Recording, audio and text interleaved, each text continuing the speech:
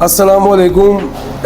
जिस वक्त करोना का पीरीयड आया 2020 ਦੇ ਵਿੱਚ ਬੇਸ਼ੁਮਾਰ ਇਨਵੈਸਟਰ ਬੇਸ਼ੁਮਾਰ ਲੋਕ ਲੱਭੜ ਦੇ ਕੰਮ 'ਚ ਆ ਗਏ ਜਿਨ੍ਹਾਂ ਨੂੰ ਸ਼ੌਕ ਵਗੈਰਾ ਦਾ ਕੁਝ ਪਤਾ ਨਹੀਂ ਸੀ। ਸਿਰਫ ਉਹਨਾਂ ਨੂੰ ਪਤਾ ਸੀ ਕਿ 2-4 ਜੋੜੇ 10 ਜੋੜੇ ਲਾਓ ਤੇ ਇੰਨੇ ਪੈਸੇ ਕਮਾ ਲਓ ਤੇ ਉਹਨਾਂ ਦਾ ਹੋ ਗਿਆ ਬੇਸ਼ੁਮਾਰ ਨੁਕਸਾਨ ਜੋ ਅਲਫਾਜ਼ ਬਿਆਨ ਨਹੀਂ ਹੋ ਸਕਦਾ। 30,000 ਦੀ ਚੀਜ਼ 400-500 ਰੁਪਏ 'ਚ ਆ ਗਈ ਹੈ, 10,000 ਦੀ ਚੀਜ਼ 300-350 'ਚ ਆ ਗਈ ਹੈ। ਬਿਲਕੁਲ ਐਗਰੀ ਹਾਂ, ਨੁਕਸਾਨ ਹੋਇਆ ਹੋਏਗਾ, ਬੇਸ਼ੁਮਾਰ ਨੁਕਸਾਨ ਹੋਇਆ ਹੋਏਗਾ। ਮੇਰਾ ਵੀ ਹੋਇਆ ਹੈ। ਮੇਰਾ ਜਿਨ੍ਹਾਂ ਦਾ ਨੁਕਸਾਨ ਹੋਇਆ ਤੇ ਉਹ ਆਪਣਾ ਗੁੱਸਾ ਆਪਣਾ ਸਟ੍ਰੈਸ ਜਿਹੜਾ ਕੱਢਦੇ ਨੇ ਕਮੈਂਟ ਸੈਕਸ਼ਨ 'ਚ ਆ ਕੇ।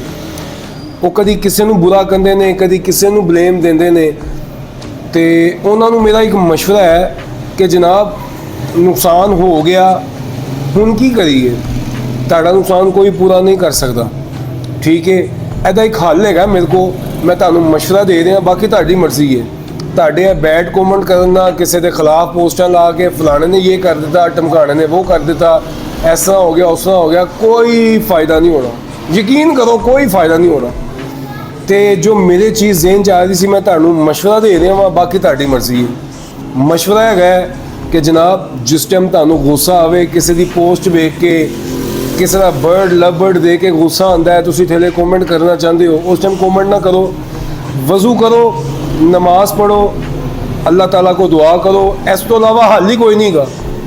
ਅੱਲਾਹ ਤਾਲਾ ਨੇ ਚਾਹਿਆ ਤੇ ਚੁਟਕੀਆਂ ਦੇ ਵਿੱਚ ਇਹ ਲੱਭੜ ਦੀ ਮਾਰਕੀਟ ਠੀਕ ਹੋਏਗੀ। ਅਗਰ ਅੱਲਾਹ ਦੀ ਰਜ਼ਾ ਹੋਈ ਤੇ, ਅੱਲਾਹ ਦੀ ਮਰਜ਼ੀ ਹੋਈ ਤੇ, ਅੱਲਾਹ ਤਾਲਾ ਨੇ ਚਾਹਿਆ ਤੇ ਇਨਸ਼ਾਅੱਲਾਹ ਤਾਲਾ ਮਾਮਲਾ ਠੀਕ ਹੋ ਜਾਣਗੇ। ਅੱਲਾਹ ਤਾਲਾ ਤੁਹਾਡੇ 'ਤੇ ਵੀ ਰਹਿਮ ਕਰੇ। ਜਿਨ੍ਹਾਂ ਦਾ ਨੁਕਸਾਨ ਹੋਇਆ ਹੈ, ਅੱਲਾਹ ਤਾਲਾ ਦੀ ਜ਼ਾਤ ਤੋਂ ਇਲਾਵਾ ਤੁਹਾਡਾ ਨੁਕਸਾਨ ਕਿਸੇ ਨੇ ਪੂਰਾ ਨਹੀਂ ਕਰਨਾ। ਇਹ ਗੱਲ ਤੁਸੀਂ ਆਪਣੇ ਦਿਮਾਗ 'ਚੋਂ ਕੱਢ ਦਿਓ ਕਿ ਕੋਈ ਆਏਗਾ ਤੇ ਆ ਕੇ ਤੁਹਾਡੇ ਨੁਕਸਾਨ ਦੇ ਪੈਸੇ ਤੁਹਾਨੂੰ ਦੇ ਦੇਗਾ। ਤੁਹਾਡੇ ਬੈਡ ਕਮੈਂਟ ਦੇ ਨਾਲ, ਤੁਹਾਡੀ ਨੈਗੇਟਿਵ ਗੱਲਾਂ ਦੇ ਨਾਲ ਜਨਾਬ ਫਾਇਦਾ ਕੁਛ ਨਹੀਂ ਹੋਏਗਾ, ਠੀਕ ਹੈ। ਤੇ ਮੇਰਾ ਤੁਹਾਨੂੰ ਇਹ ਮਸ਼ਵਰਾ ਸੀ, ਮੇਰੀਆਂ ਦੁਆਵਾਂ 'ਚ ਯਾਦ ਰੱਖਣਾ। ਲੱਭੜ ਜ਼ਿੰਦਾਬਾਦ। अस्सलामु अलैकुम।